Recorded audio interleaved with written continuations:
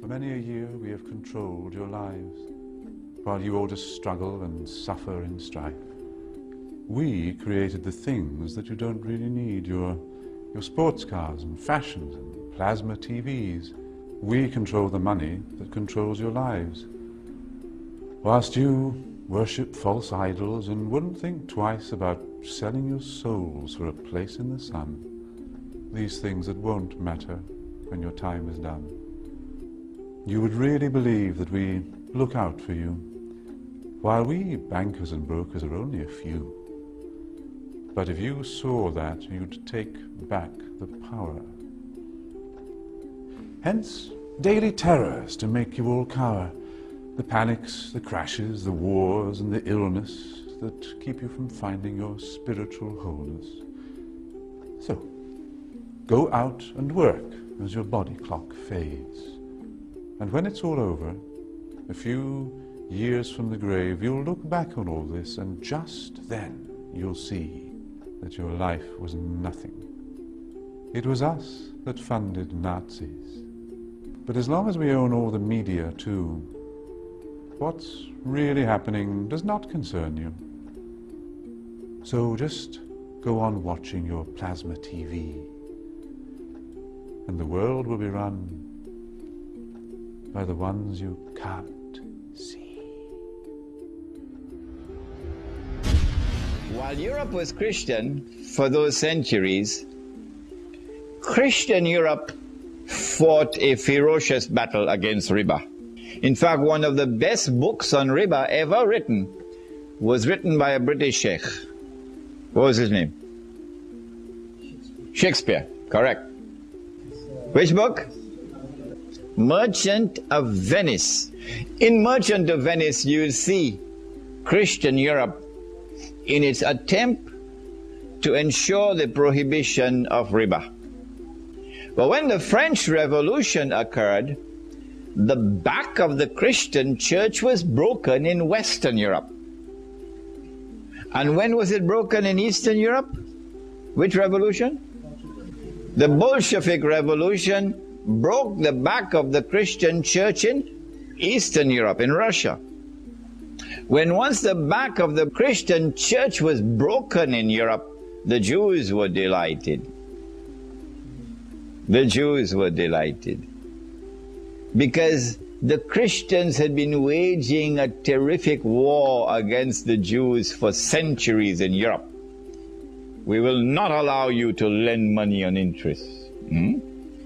And the Jews always wanted to lend money on interest. Why? The Torah that had come down from Allah had prohibited riba. But they changed it, and the Torah now says, in as many words, that it is haram for a Jew to lend money on interest to another Jew.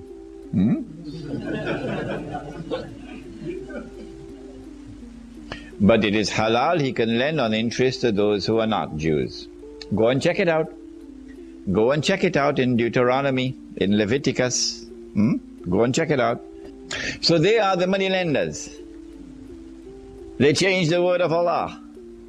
Allah subhanahu wa ta'ala responded to this in the Quran and points out that they had in effect changed the Torah. Where did he do that? Surah An-Nisa.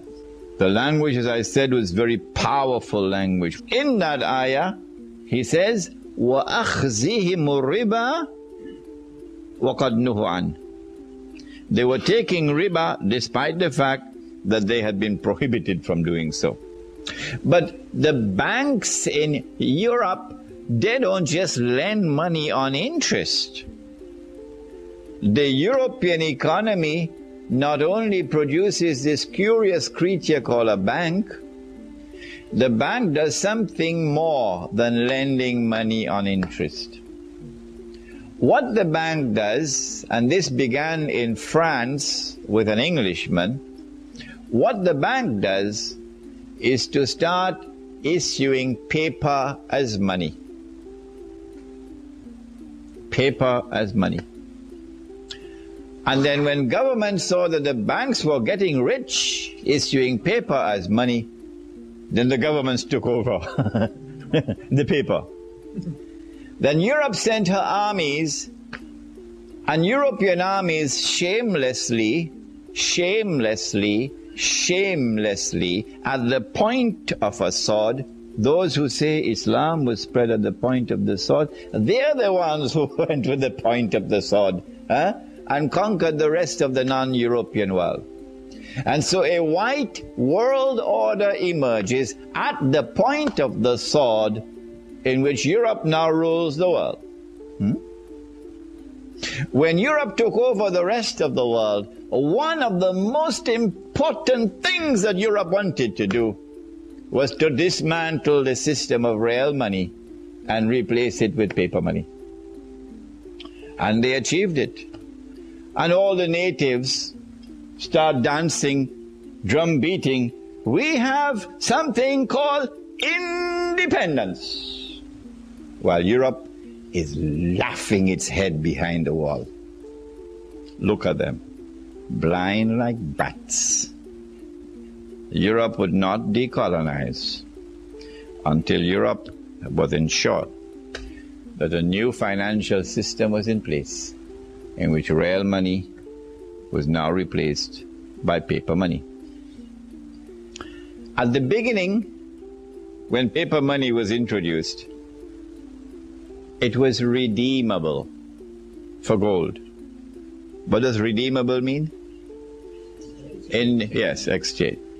In the United States of America, until the 1920s, you could take $20 US in notes, paper, and go to any bank, and you can ask for 1 ounce of gold, and you'll get it.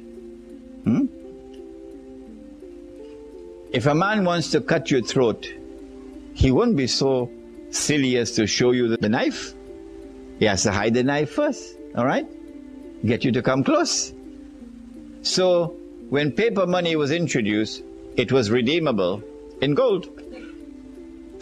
And the banks that issued the paper money and the governments that issued the paper money, they gave their word that this is the value of the paper.